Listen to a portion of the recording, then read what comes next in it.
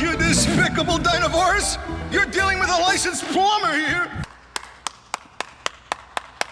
When you hear Mario's name, high chances are the first thing you'll think about is one of the video games he's the main character in, whether it be Donkey Kong for the arcade, Odyssey, Mario Kart, or Paper Mario. This is the main entertainment medium this guy is known for. One of his nicknames is Mr. Video Game. He's got it like that in the video game industry, he just does. But over the years, Mario's become so much more than just his role in video games. Now he's got toys, calendars, cups, whether it's official or not, whatever kind of merchandise you can think of, there's probably someone out there using Mario's likeness for it. But I'd say with the exception of the 2023 Super Mario Bros. Movie, a form of representation for Mario characters that went under the radar more than others is their roles in cartoons and movies. All the way back to the 1980s, before the first Super Mario Bros. Even came out, Mario was being featured on TV somewhat regularly. So I wanted to take this video to go over animated shows and films centered around the Mario world, give some of my personal thoughts on the contents of these works, and to simply share their existence to those who may have not known about them before clicking on this video. Animated content only, by the way, live action is cringe. But seriously, I gotta keep things consistent by taking after my evil twin brother VG Marcus. And no live action content going on over there, so. As usual, don't forget to like and subscribe, it helps out a lot more than you might think. But anywho, let's jump into it. I briefly went over the show in my History of Pauline video, please watch, but for the sake of this video, I'll go again. Saturday Supercade was a show that ran from September 1983 to around December 1984. While it was labeled as one singular show, it could be considered multiple, as the episodes tied to the show's name featured multiple different video game characters from that time period like Q*bert, Frogger, and Space Ace. But the ones that featured Mario characters were the Donkey Kong episodes, and to a lesser extent Donkey Kong Jr. So they all kind of worked as their own separate shows that didn't have connections to each other under one big name. The main Donkey Kong show has a bit of a Tom and Jerry feel to it, but with a more lighthearted tone, in the sense that, like Jerry, Donkey Kong is always running away from Mario and Pauline whilst getting himself into trouble, but it's mostly in good fun because Mario, Pauline, and DK don't really have that much ill will towards each other in the show the same way they do in the arcade games, let alone like Tom and Jerry, where in Tom's case he's almost always going for the kill. Mario's profession in the show is actually a circus owner, while Pauline is his assistant/animal tamer. While Mario being a plumber by profession is what he's been most known for, and I'm glad it stayed that way throughout the games, I'm okay with this change the cartoon made, as it adds more cohesion to the relationship between these three characters. Animals like lions, tigers, or even gorillas like DK have been known to be associated with the circus. Pauline always wearing her iconic dress that already fit in with the, flashy animal tamer attire, so simply make Mario the owner/ringmaster, because if he stayed as a plumber within the context of the show, it'd feel a bit off, I think. The show was fine for the most part. While it was an 80s cartoon, the show's humor and character aesthetics seemed like they were more inspired from cartoons from the 60s. Like a lot of the side characters or bad guys DK was unintentionally getting involved with looked like they could have been background characters in the Flintstones or the Jetsons. By extension, most of the humor was very slapstick as well. Almost none of the jokes came from dialogue, but rather the silly situations or actions these characters were forced into, which can be pretty hit or miss depending on the person. I do like that kind of comedy, but it has to be done well. Early seasons of SpongeBob had some of my favorite uses of slapstick in any cartoon. Like, you can't sit here and tell me that ongoing bit of Squidward randomly blowing up for no reason wasn't hilarious.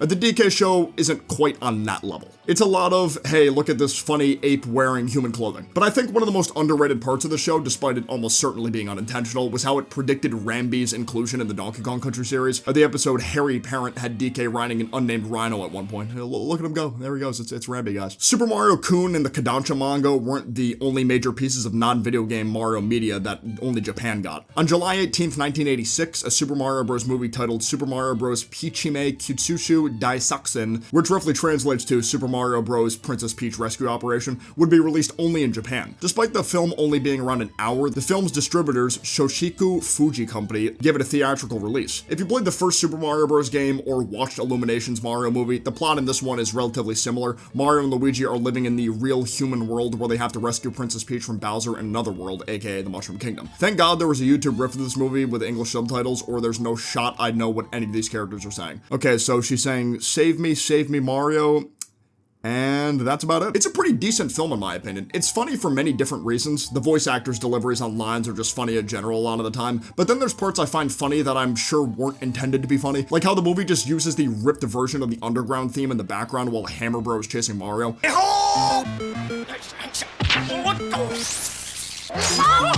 I'm probably asking too much, wanting a remix of it considering the time period they released this movie, but even then it felt kind of unfitting for the scene, so I couldn't help but laugh a bit when I first watched. The original music tracks from this movie actually slap though, like the song that plays when they're chasing after Kibidango the dog, it's genuinely catchy. This movie's got a lot of original characters that were never seen again too, like Kanoko Sanin, a sage-type character who tells the Mario Bros the only way to stop Bowser is if they find the Super Mushroom, Fire Flower, and Superstar, or Kibidongo the dog, who's got this weird clown nose thing going on and accompanies the Bros on their journey for what felt like unknown reasons for a while, but it turns out he was a prince from the Flower Kingdom named Haru who was turned into a dog by Bowser. Due to his status as a prince, this was one of the only times in Mario history that Peach ended up with someone other than Mario and Luigi. It's weird, but at the same time, can't help but respect Mario's decision to let nature take its course with this one. He wasn't even all that bent out of shape about leaving Peach with Haru. It took the whole situation on the chin like a man. Also love how the Haru we got in the final film looks completely different from the version of him on the VHS tape. Like, we couldn't have at least given them the same hair color, dude. Oh nice, those toads are completely nude. I actually didn't even notice this until post, I swear to God. Leaving Bowser's fate after his defeat one worse than death. Working retail. This is gonna sound stupid, but I think my biggest pet peeve with this movie was how they gave Luigi a yellow and blue color scheme. It just does not complement each other as well as blue and green does. Honestly, don't understand why this decision was even made considering his main color had been green since the Mario Bros. Arcade game. Also, I know this is a completely different character, but thank God Kamek never looked like this and it was vaulted. He just makes me uncomfortable looking at him. But prior to Illumination's Mario movie, I'd say the Super Mario Bros. Super Show and the two smaller sequel series that followed suit were the most well-known form of televised Mario animation out there. What made the first show so odd is it was sort of like a live-action animation hybrid, where specific adventures would be animated and others would be live-action. 52 animated episodes were made, while 65 live-action were made, airing from September 1989 to December 1989, at least in the United States. It wasn't hard to get that much content out in such a short period of time because they were literally airing new episodes every single day throughout that time span. The live-action sections just weren't my cup of tea. It's hard for me to take it too seriously. They did this thing where I imagine it was to save money, where the voices of Mario and Luigi for the animated episodes were also the ones playing them in the live action episodes, and these guys just did not do their looks justice. I can't blame the actors themselves, really. It's the decision of the crew behind the show who thought this was a good idea. Mario and Luigi are two guys that are supposed to be in their mid-20s being played in live action by actors who at the time were in their 50s. I think if there was more of a connection between the events happening in the live action sections and animated sections, it would have helped a lot. But that just wasn't really a thing. For example, one of the episodes has live action Mario getting into shenanigans with a guy in a gorilla suit, while the animated section of the same episode has both brothers trying to stop Bowser from making it snow permanently in the Mushroom Kingdom. It just kind of takes me out of the experience a little bit when, you know, they're flip-flopping back into completely different areas. It seemed like they were having fun though, so I can't hate too much. Plus, they gave us a very iconic theme song that still gets referenced to this day. Hey, paisanos, it's the Super Mario Brothers Super Show!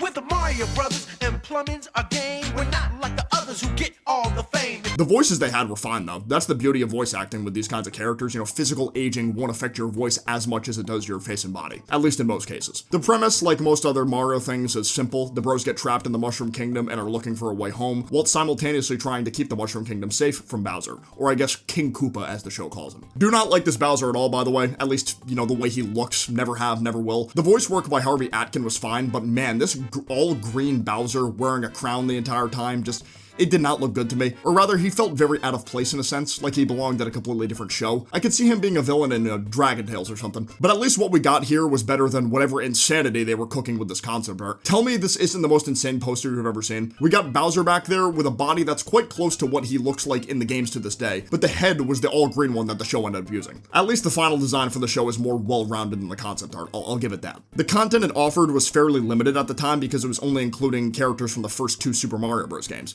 But hey, you know, if you like Bowser, he's there. But to be clear, when I say limited, I mean limited in the sense of using Mario characters that originated from the games. This show did try to go outside the box at times by introducing characters unique to the show, but those episodes were usually the ones I vibed with the least. Like there was one episode where the main crew had to go to a place called Rapland to stop Bowser from hypnotizing the residents with his fire bars. Almost every line spoken by a character in this episode was a very cheesy rhyme, and that bit got old pretty quick. I'm rapping Koopa. Do what I say. Bring me your gold coins right away. This is garbage, right? Yep. Oh, man. Maybe I'm not the target audience here, but yeah, it was more corny than funny to me. Eventually, the show would get its first continuation in September 1990, dubbed The Adventures of Super Mario Bros. 3. For whatever reason, this is classified as its own show rather than a second season, despite the production company being the same and the art style being identical. But because the voices of both Mario and Luigi were replaced on top of the live-action sections being completely absent, it's understandable to a degree on why they'd want to classify this as its own separate show. The premise is mostly the same as the previous show, just with more characters to utilize since Mario 3 content can be used. Most notably, notably the Koopalings, who all had completely different names, supposedly since production of the show was already in full swing before Nintendo of America officially named them after famous musicians. Their names were more like personality labels rather than actual names, like Roy being named Bully because he bullied his siblings, or Ludwig being named Kooky because he was like the mad scientist genius of the bunch. Overall, it felt like a better version of the previous show thanks to the extra content Mario 3 provided combined with the live action being gone. The live action really should have just been its own separate show. I will say one of the funniest episodes was the toddler time travel one. Because the designs for Baby Mario and Baby Luigi didn't exist yet while this show was airing, they just made them look exactly the same but with baby clothes, mustaches and all. I absolutely love it. 1 year later, in September 1991, Super Mario World would release as the third and final show by DIC Entertainment, with the exception of compilation-related content. It was the shortest of the three in terms of episode count, only coming in at 13 total. Everyone from the Mario 3 show is back, Koopalings included, but we also got Yoshi and Kamek too. Or should I say, Wizenheimer? Out of the three, I'd say this one is the most unique because just like the Super Mario World game, this show takes place on Dinosaur Island instead of the Mushroom Kingdom, which opened the door for a lot of prehistoric themes involving other dinosaurs and even cavemen at times. Albeit the caveman designs they went with were very uncanny, especially the character Utgar. His proportions just don't sit right with me. I'm pretty sure he doesn't have teeth either, that could be it. Even if you've never seen a single episode from start to finish before of any of these shows in your life, there's still a good chance that you know about the Mama Luigi bit. It's iconic at this point. There's a YouTube channel called The Captain Caveman who's uploaded a few random episodes from Super Mario World and even the Zelda cartoon, with the most popular video on the channel being the Mama Luigi episode coming in at 16 million views, albeit over the course of a 13-year period, but still, absolutely insane numbers. The episode has been memed to hell and back, and you know, a lot of the memes are pretty funny. Oh, fun fact, some of the episodes in this series take on social commentary on their own way, like King Scoopa Koopa being an innuendo for obesity and capitalism. My favorite. Not only will I make egg Scoopa Koopa addicts out of these silly cave people, and make myself filthy rich at the same time. I wanted to quickly mention some other miscellaneous Mario animated things that we've gotten. The first being a Japanese-only series of Mario cartoons called Amada Anime Series Super Mario Bros. Released in August 1989, it had Mario participating in adventures based on different fairy tales from Japanese folklore. My personal favorite being the one based on Momotaro, where Mario not only wields a semi-automatic, but actually works together with other members of the Koopa Troop to take down Bowser. I'm biased though because of Pokemon Scarlet and Violet doing their own take on that tale in Teal Mask DLC. That game may run like garbage, but I'll be damned if Ogrepon isn't one of the cutest Pokemon ever made. The other two are solid as well, with the one being based on the 1-inch boy, where Mario is small enough to fit in Peach's hand, yet still manages to beat Bowser in creative ways. Oh nice, it's Mario's dad. I love how Mario can have a biological father, but, you know, they gave Peach 2 Hammer Bros as parents. The third one is based on the well-known Snow White and the 7 Dwarves, Peach filling the role of Snow White while 7 Toads are the dwarves. All 7 of them are red Toads, but this was still really early into Mario's life, so multicolored Toads weren't really on the table yet to differentiate each one. They made Bowser a queen instead of a king too. Fellas, I think enough time has passed. Bowser needs a wife. Another quick obscure one is Les Trailers de Super Mario. I'm not French, so I probably butchered that pronunciation, I apologize. A French-only mini-series featuring Mario where apparently each episode was 3 to 4 minutes long. I'm saying apparently here because a lot of the information and sources related to this series are very unclear. We know it was mainly focused on Mario talking to the viewers at home about tips related to different NES games. A Bandai France partnering with a production company called IDDH are the ones who made this happen sometime in 1989. If any French natives watching this video maybe have any more information related to this lost media, let me know, because it's easily the most obscure one of all. For basically the entirety of the 2000s and 2010s, official animated Mario content felt like a thing of the past. If you wanted high quality animated Mario content, you kind of had to either be watching, you know, stuff like College Humor, Dorkly, or, you know, stuff on Newgrounds. There was a lot of fan animated stuff, nothing, you know, Nintendo was involved with. Until...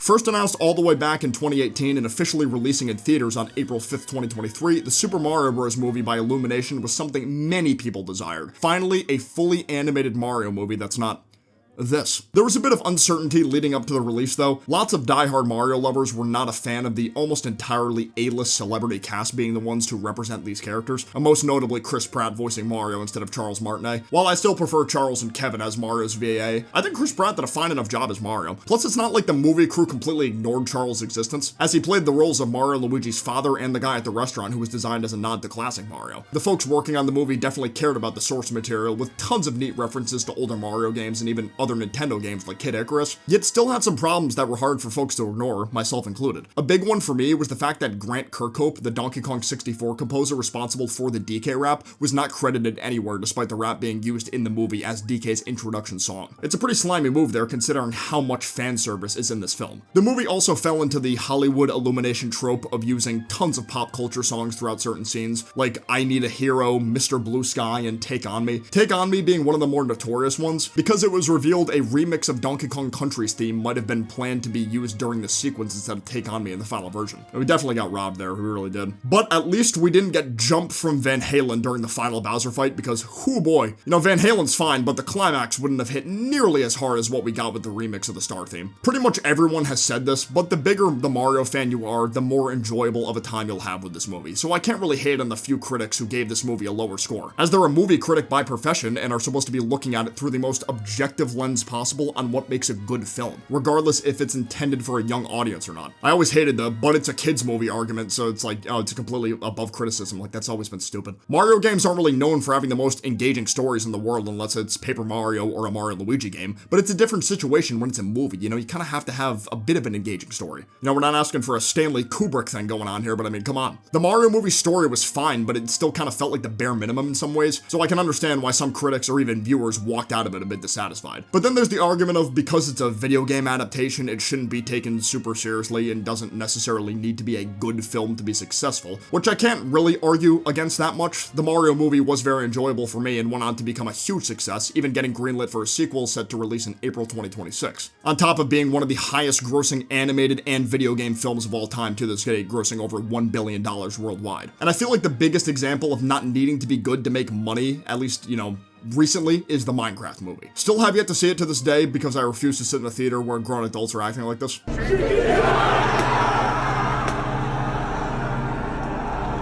The point is, pretty much everyone I know who's seen this movie said it was the best, worst movie they've ever seen. When it comes to looking at it through the objective good film lens, it's trash. But that gets canceled out because the memes about Chicken Jockey or Flint and Steel are the funniest things to come out of 2025, apparently. As of writing this video, that movie has grossed $817 million worldwide, and I could easily see it hitting the $1 billion mark before it goes out of theaters. The same goes with the Mario movie too. I don't want it to be bad. If anything, I want the guys working on the Mario movies to keep up the same momentum as the Sonic movie trilogy, where each one was better than the last. Honestly, if they throw Daisy and Wario in there, it'll be enough to sell me. That's all I really need. I'm keeping it $1.50. So yeah, needless to say, Mario's time in the animated world has been very bizarre. He said it! He said it! And despite the insane success of the franchise, especially post-Mario Movie 1, I don't see a reality where another Mario cartoon for television or streaming services will be made. The animation industry is already in a tough spot as is, so trying to greenlight, let alone pitch a Mario cartoon sounds like it would be a hell of a process to go through. And to be a quick Mario hater for a second, Sonic cartoons clear Marios and always have. And there's my ride.